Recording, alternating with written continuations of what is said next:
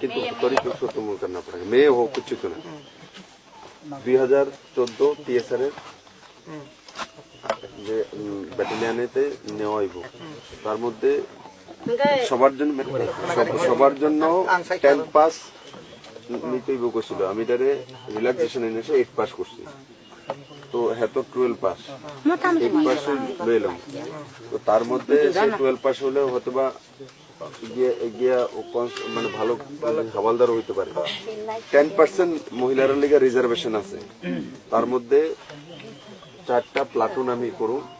যে কমপ্লিটলি মহিলারা 2000 থেকে 10% হলে 200 হয় ঠিক তো 200 মহিলা আইব তো এর মেয়ে তো চাকরি পাইব কিন্তু তার লিগে তৈরি তুমি লোক যখন এখন অ্যাডভার্টাইজমেন্ট হয়ে গেছে